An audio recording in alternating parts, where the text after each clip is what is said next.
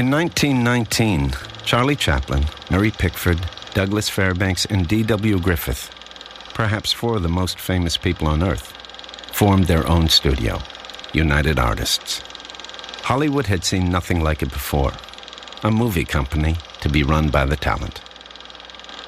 For the next 60 years, United Artists made such classics as Some Like It Hot, Midnight Cowboy, Last Tango in Paris, One Flew Over the Cuckoo's Nest, Annie Hall, Rocky, Raging Bull, and all of the James Bond pictures. But in the winter of 1979, two young executives, desperate for a picture that would propel them to the Academy Awards, decided to make a film that destroyed the company.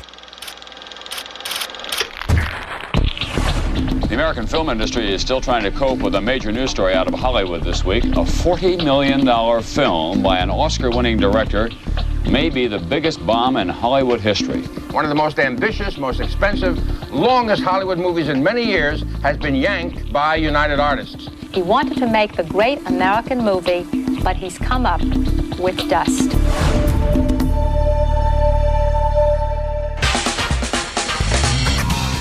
Opening very strong on Saturday with $18.5 million. Over the top spot of the weekend box office, the new film took in $26.6 million over the weekend, bringing its two-week total to almost $80 million. Today, the shelf life of most Hollywood movies is one weekend, sometimes even less. Years of work and a small fortune of investment all come down to this. Is some teenage kid going to buy a ticket to your movie on opening weekend? The nature of the film business is that success is a rarity. Failure is the norm.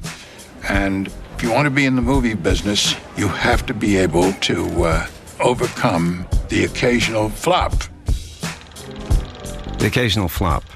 That moment when the calculus of success fails is every filmmaker's worst nightmare.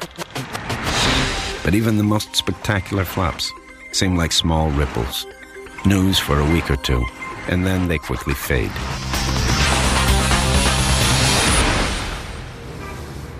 But 25 years ago, there was one flop, one failure so spectacular that the tidal wave of change it wrought is still being felt today.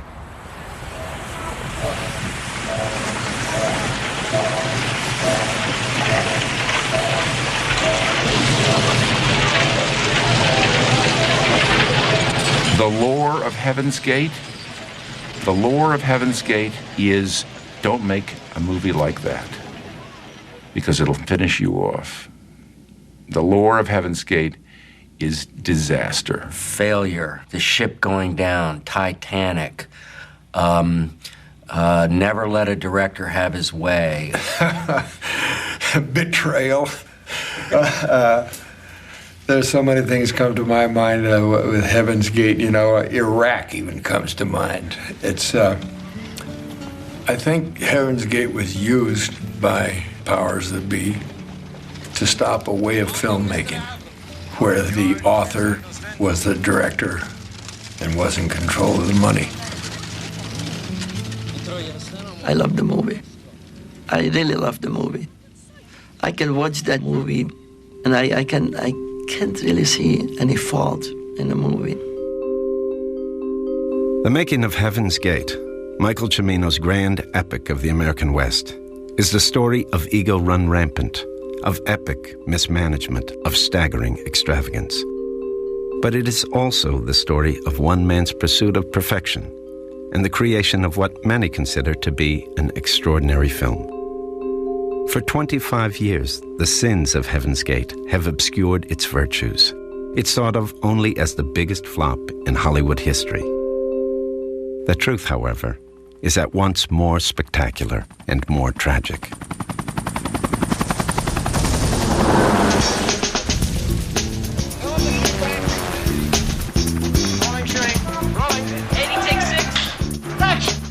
As the 1970s drew to a close, Francis Ford Coppola was finishing Apocalypse Now. Woody Allen was shooting Manhattan, and Martin Scorsese was in pre-production on Raging Bull. All three films, each a masterpiece, were being made for a single studio, United Artists. United Artists was a special studio because They trusted filmmakers. They didn't sit and watch dailies. We didn't sit and look over their shoulder. It was a sense of mutual respect between the artists involved and the studio. And if we went with the picture and said, okay, you've got a picture now, go for it, that was it. They went off and they made the movie. UA had long been thought of as the premier studio in town. But in 1978, after an astonishing run, it suddenly found itself a laughingstock. Arthur Krim and Bob Benjamin, the executives who had built UA's reputation as a filmmaker's studio, found themselves in a very public and very bitter fight with UA's parent company, Transamerica. Embittered by what they saw as threats to UA's autonomy, they quit to form their own studio, Orion, taking with them their most trusted executives. UA at that time was in shambles because a man named Arthur Krim and all of his top executives had left in a dispute with the chairman of Transamerica. And Transamerica found itself owning a company, some middle-level executives, a great tradition, and a lot of ill will in Hollywood. There was a feeling that we had these gigantic shoes to fill, and the only way that we could fill them and create reputations for ourselves and the company was to fill them with people who were not part of the previous regime. It was wonderful to have the Woody pictures and the James Bond pictures and the Rocky pictures, but those pictures were all inherited. We needed to make our own marks. Michael Cimino was a way of making our own mark, we believed.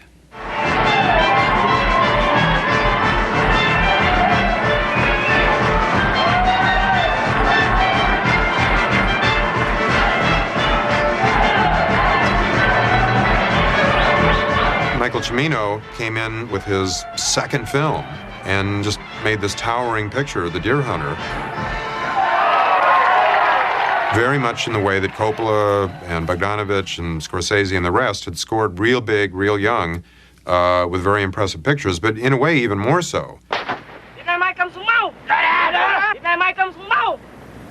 We saw an advance print of Deer Hunter, I don't know how many weeks before it was to be released, and we were blown away.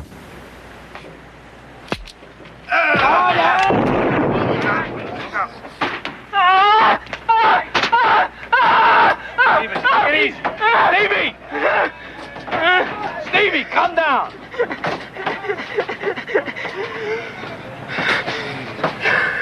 It was an overwhelming experience. We walked out of that screening room saying, we want to be making pictures with this man. This is a potentially great filmmaker, and we want to make pictures with him. So let's see what he would like to make. What Michael Cimino wanted to make was the Johnson County War, a film about the West as it was. Not cowboys and Indians, but homesteaders fighting to lay claim to a better life.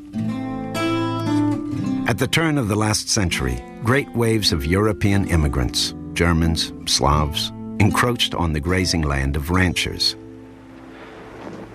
In Johnson County, Wyoming, this conflict turned violent when the ranchers hired mercenaries to kill those immigrants it suspected of stealing cattle. Shade Kovac! Kastor! Shade Kovac! Mitchell Kovac! Kastor! Kastoret! Kutogreve! Kastorer!